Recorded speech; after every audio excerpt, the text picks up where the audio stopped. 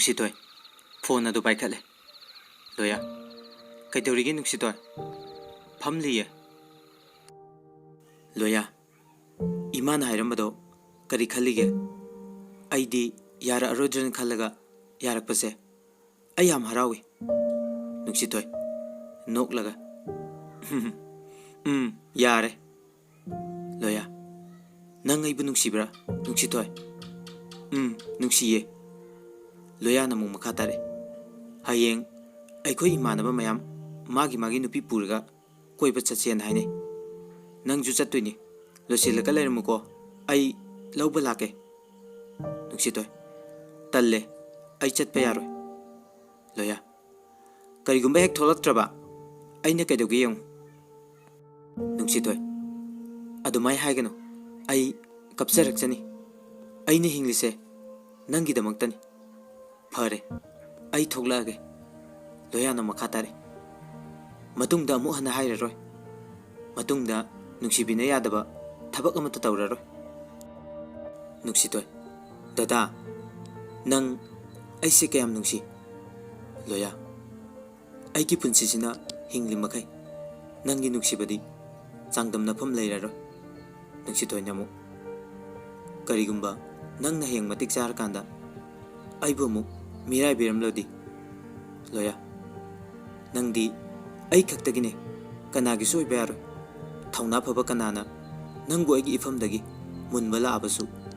अईने हिंगलि मखैदी मुनबा ngamलोय सिगी वासे तोअसे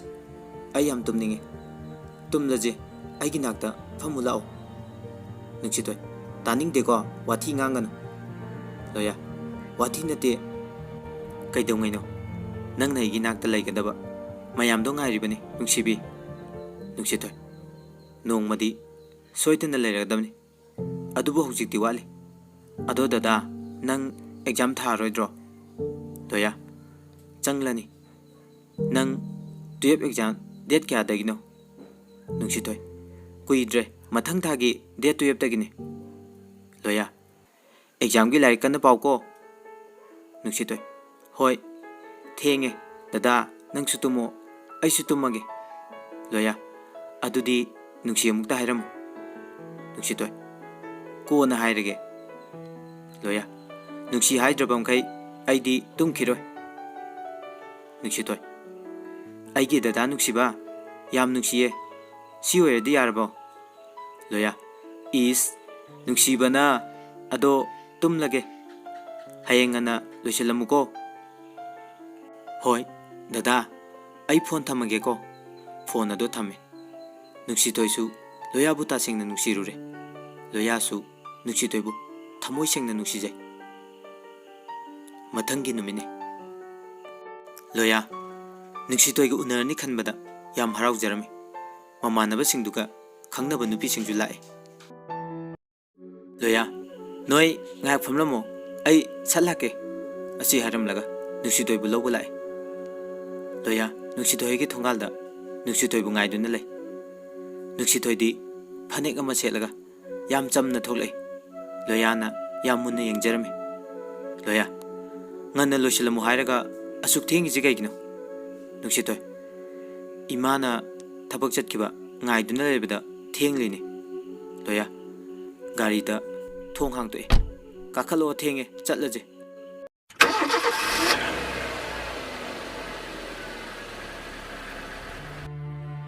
नुंसितोय नंगबु नमानबा यावी हाइदैने लोया इमानबा यावत्रदि कैदौगे अईगा चमिन्नबसे नंग याम कीब्रो नुंसितोय सावरगा कीबै वा नते नंग नचिन याम थी मतुंगददि अई थोगलोय नंग सुमाइना तौदो ओइरदि लोया साउसिनरगा हाइरे नंगी वंगांगदुदि अईगा चमिन्नबसे पामदेबा वानिने फरे फरे अई अमोना हाइरारोय नुंसितोय होय माइ करिमता हाइरक्ते लोया नुंसिदबरा फागी तौबनी हे इमानबी इमानबा मयाम नंगबु ngaiduna लेहौरी हाइरे लोयाना गाड़ी दु युम हेक यौबगा लोया की ममादु थोंगांदा लेरमे लोया गाड़ी दा मयुमदा थौजिलै गाड़ी हेक खामबगा नुंसितोय दादा नंगना गाड़ी गामदिसिबु कना युमनो लोया कुमलो अदु खंगलनी नुक्सितोय तल्ले लोयाना खुदांग पाइरगा चिंगलगा चंगले इबेमल थोगले नुक्सितोय ममा थोगलप उदुदा मखु थादो हाय लोयाना कईगी थादोक्तोबा नंगसे अईगिनि हाइरगा चिंगलगा ममागी मनाक्ता तपना तपना चंगसिले इबेमल करीनो इबुंगो नंगना तौरिदुबो इमौसे थादो उने मथंता दुम चंगजरसनी इकायरनी ने अंगांगदो नुक्सितोय इकायबने ममा ममित इंगांगांगलमी इबेमल नुक्सितोय इकायरे हाइबो खांगी ममाना हाइरे नमानबसिंगसे नंगोंदा साउदुना ngairaga leirabani loya नुक्सितोय इमुंग चंगसिलाओ नुक्सितोय तल्ली आई इमागा सिदा सुम लेहोगे लोया लाओ लाओ हाइरगा चिंगसिलगा पुसिनगी इबेमल नोक्तुना लेहोय ममानबसिंगदु लोया के कादा फमदुना लोया दुबु कदाई चलिजानो फोन तबुजु पाइरक्तेने हाइनरगा लेरमे हाइनरिङैदुदा लोया नुक्सितोय के खुदांग पाइरगा चंगलकपदु ममानबसिंगदुना लोइना उरमे ममानबा अबुंग कईनो लोया नंगना तौरिदुबो लोया कईदौरगे अबुंगा खंगनबा नुपीदुना लोया नोई सायाइदो सिरो लोया औ माने खंगनौ थोय लोया ना नंगसे फारगा पुरैरो नुक्सितोय इकाई इकाइने खुमलै नतेदा अबुंग नुक्सितोय कईदौरगे वा कया ngang हाइनद्रबो लोया मरोल थोकलमलरोय आइना दब खरा तौरुबनी अबुंगी नुपी कईगी दब तौबिरिनो अंगांगसिदा नुक्सितोय चहीदी अखोइना खरा हलमदौ माले अदो इचे कौगेरा मिंग कौगेरा अपाम्बा अमा हेक्ता कौ लोया मिंग कौबा यारोय इचे कौगदबनी हाइदी नंगदी याम अंगांगनी नुक्सितोय कैमता हाइदे तुमिना लेपलगा लै लोया ओय सिदा फम लाओ तल्ली नुक्सितोयना तल्ली हाइरबदु लेरमलुब नुपीसिंगदुगी ड्रेससिंगदु हाइनद्रे नुपासिंगदुगा फमलगा लेरमबदुदा इकाइख्रे इकाइरजु इकाइना लोयाना यादबदगी तपना चंगलगा फमी लोयागी ममानबगी नुपी अमना नुक्सितोयदा नंगदी कई होनरिगे लोयाना खुमै मंगोंदा हंगलुनो खुमा अरोय मरोल थोला अरोय हंतक ट्वेल्व थादोइनी ए याम अंगांगनिने दुदी नंगना करोमदा हाइजिलगा खंगनरुरिबा कईनो नुपानी कईनो अदो ngak famlamu kuiroi angang thabak ma pige loya नुक्सितोयदा तपना लाओ हाइरमलगा किचन दा चंके अबुंग चिरोल का तौनेको यादेको मी मचादी अखोइगा लोइना लेहौरे नुक्सितोय करी हाइनो अमता हंगलुचोदना नुक्सितोय होय हाइरगा चतकी नुक्सितोय यामनादी चतनिंगलबने अबुंग होइसु नोगा लेहौवे लोया नंग चा लोलु लाओ हयेंवाई नंग अखोइदा लेरकांदा इमानबसिंगी सेवा तौदुइनी अदुना ngasiदगी थबक तब हौरो नुक्सितोय वा कया nganglumdabdu लोया मखोय अनितंग लेरकांदा nganglei नंग तौरिसिबु करिनो हाबा नयुम सिदा नत्रदि पुसिनफम लेत्रबा हाबा आई याम थुना युमदा थिनबियु आई याम इकाइजे लोया चादो थुना लोलो अदु थअगा कोइबा चलदबनी नुक्सितोय सावरगा आई सुंगाव यावरोय नोय चलुचो लोया नंगदी कैदौ लेहौदोइबा नुक्सितोय युम चतखिदोइबा लोया साउसिनरगा ओ फरे फरे अदुगा नंगना खंगदबमा ngasi कोइबा चत्रबा ngasi आइगे अरोइबा नुमिनी असी हारमलगा थोखि नुक्सितोय चा लोनबा लोइरगा पुथोरे लोयासु मयांगा फमलगा लेरमी चादो पिरमलगा नुक्सितोय मपालदा थोखि लोयादु नुक्सितोय चतख्रबोय निंगदना मपानदा थोकले अदुगा मादी इबेमलगा वारी सानदुना लेरमी लोयाना हारमी नमौ नुपिदो चतखिनी को इमा इमुंगदा मयांगा फमसे हाबजु यादे असी हारमलगा नोओगा चंखि अबुंग लोया नोई साइसे थबक याम फरमदौ माले लोया थबक पुदी याम फबने माना हनलिना चा इसिंग माना लोय तौबने अबुंगी साइ असीरो हाइना सिंगनै हाइदो लोया माने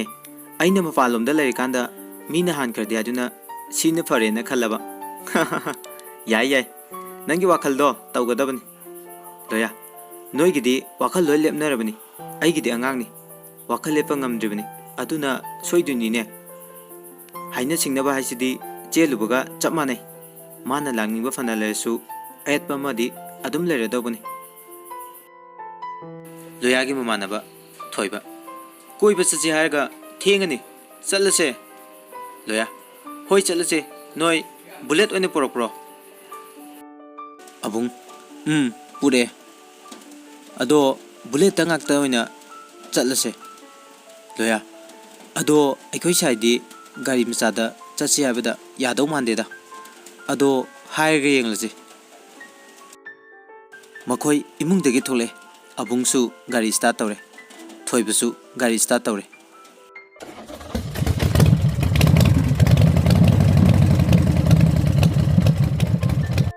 लोयासु बुलेट अमा थौदुरे अदुगा नुक्सितोय चसे लाओ नुक्सितोय काइदनो लोया नंगना लाइजे कोइबा चलुजेना लाइ नत्रो नुक्सितोय ममागी ममांगदा इकाइदुना हाइरे नोय चलुरो आई ममागा लेहौरगे लोया आई साउरसनी सलाओ नंग होरेन हनबा थेंगनी इबेमल चलुरो थेंगनी होरेन ngân hek chango theng la gadi nong hek lao ko nuksitoi hoi ma loya tonglo chache nuksitoi moi hana mamang thangalo loya ba noi hana mamang tharo nuksitoi gari he kakhat paga phaja phajana chatluko haire mamana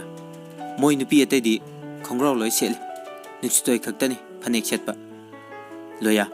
करीनो अदुक लामना फमीदुबो ताजाउनी निसितोय ताहौरोय लोया ना मुहाइरे चंगसिलो हाबने तल्ली हाबा कईगी तल्लीनो तनबे यारो ताहौनी हाबने यंगो मोतेदी नंगसिदी निसितोय चंगसिले लोया अबुंग थोइबा गाड़ी कना थावी निसितोय कईगिनो दुकाना थौरिदुबो तपना थवायरगा लोयागी नंगना किन्ना सुई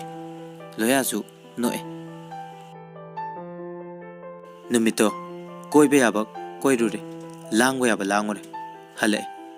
निक्सितोइबु मयम फावबो थेलमलगा लोया मयम दा हनखरे मसिगी मतुंगदा निक्सितोइसु exam लेबनिना लोया का पाव फोंगनद्रे एग्जाम लोरबा मतुंग नोंगमा नुक्सितोय होय ममानबी मैम कोइबा चली ननाउ थेंगने ननाउ इचल द कौरे इचल उदबा याम कुइरे काई चलुइनो वाहिदी इचल द हाइजरबसु ननाउदी नुक्सितोयदे येंगलगा हाइरकपने इचल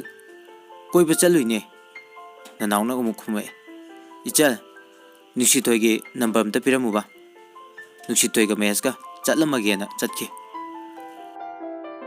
मोई खरा वारी सानरगा लेहवे अमुथोय ननाव करी अमु वालिगे नंगदी नसकना तौ फजबनिना नुपी वातदाइने नुक्सितोयगे नंबर अमु कैदौगे हाइबनो हा ननाव आई